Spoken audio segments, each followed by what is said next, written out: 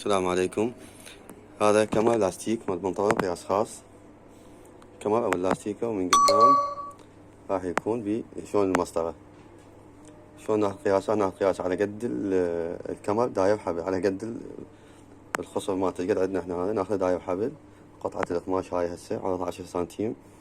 هي اللاستيكه عندنا احنا 4 سنتيم، فنعطيها 1 سنتيم مال الخياط اللي راح يخيط هذا ويا هذا هنا.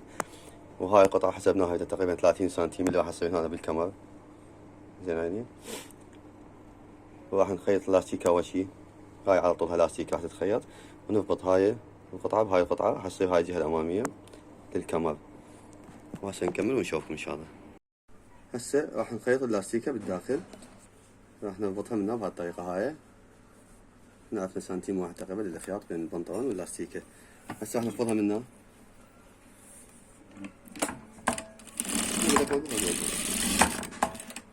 هسه خيطنا على اللاستيكة فوق اللاستيكة، صرنا نخيط على القماش مو على اللاستيكة. حسن التصوير حلو واضح.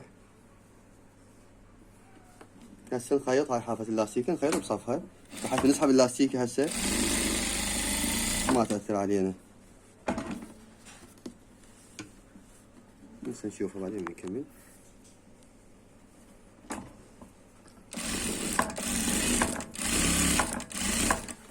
هذا القطعة الطول راح نخيطها هسه، بعدين نسحب اللاستيكة.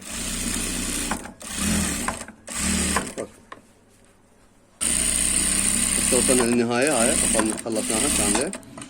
وقف. يلا عندنا كمان القياس خاص. هسه راح نسحب اللاستيكة بهالطريقة هاي، نسحبها بهاي الطريقة، نسحبها. اللاستيكة طبعا ما قاصينها حتى هنا ما تخرب عندنا اللاستيكة.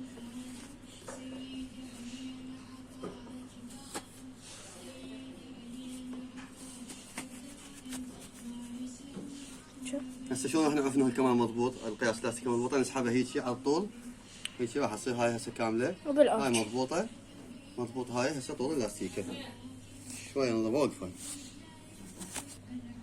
هسه هاي بعد ما ضبطنا هاي الطول مالتها على مطرف اللاستيكة راحتها، ايش راح نسوي هسه؟ راح نفرد اللاستيكة من هنا.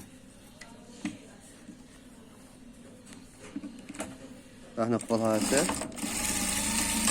هسه هاي اللاستيكة الزايدة راح نقصها بعد ما نحتاجها. راوينها. هسه اللاستيكة بعد ما نحتاجها. هسه نجيب هسه حتى نخلي هاي المسطرة اللي يصير بالأمام على الكمر، راح نجي نخليها من هون هاي الجهة بهالطريقة. هاي راح نغلفها، نخليها على اللاستيكة، نخيطها من هون نخفضها.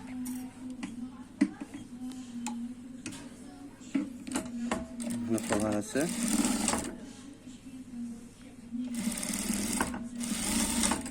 خفضناها من هون، نيجي عليها من الجهة الثانية. هاي هيجي هسه قبل حتى ما نتيه نجيب هاي نخفضها من هون بهاي الطريقة. هاي نفس القياس هنا. نجي نخيطها بس ما خيطنا ذيك.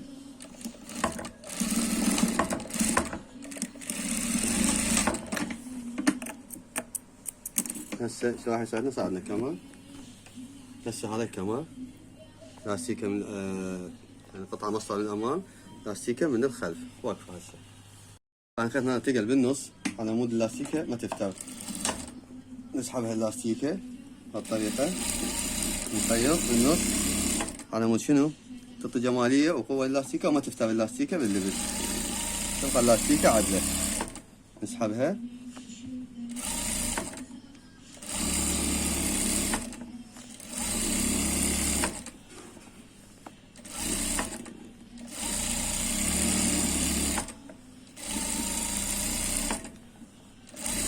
هسه. هاي خلصت. صارت عندنا شنو؟ اللاستيكة مال البنطلون بالطريقة هاي. هسه واقفة قطعة كلها. هسه راح نقعد اللاستيكة على البنطلون. شو راح نقعدها؟ اخذنا المنتصف مال هاي القطعة، شوي ارفع بابا. اخذنا المنتصف مال هاي واخذنا المنتصف مال هاي القطعة حتى شنو؟ تتوازن اللاستيكة. راح نخلي هذا المنتصف على منتصف الكمر من الأمام. نجي بس نثبتها من هنا بس تثبيت.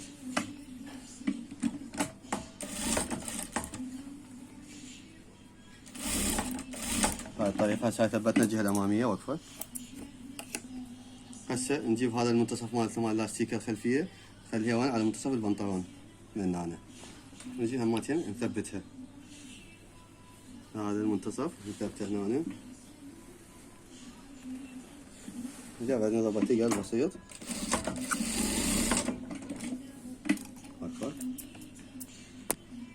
هسه نجي نكمل نربط اللاستيكة. راح نبدي من هنا، من اللاستيك، من الكمر المسطرة. نبدي من هنا، قاعد هاي على هاي، حافة على الحافة مال القماش، ونخيط. بسم الله.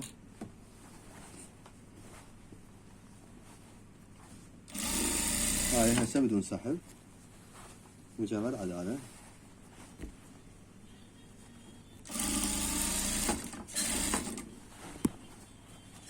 هنا عندنا جيب، فنعدل الجيب مالت البنطلون. هاي قطعة حتى ما تتفوت عندنا. هسه وصلنا وين اللاستيكة. هسه نبدأ نسحب على الطول مالت اللاستيكة، نسحبها على الطول. واضح التصوير؟ شوفوا هسه راح نسحب هاي شوي. ارفع التليفون راح نسحبها. شوفوا هسه تصير هاي بقد البنطلون، نفس القياس. نفس القياس.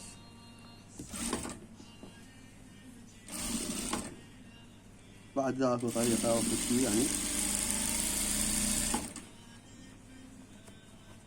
شو عشان نسحبها؟ هسه نجي نسحب الجوا، ما نسحبها.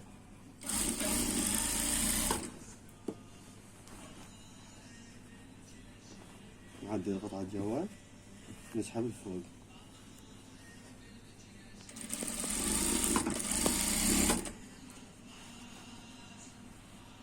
شوفوا هسه الجيب والقطعة كاملة يعني نفس القياس، تجي فت.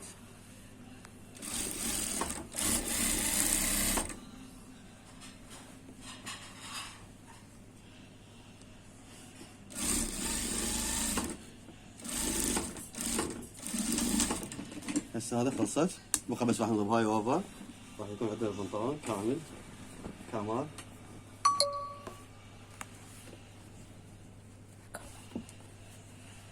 هسه هذا من الامام مسطرة، من الخلف لاستيكة. زين هذا بعد بس اوفر وكوي. هاي طريقة اللاستيكة. شكرا.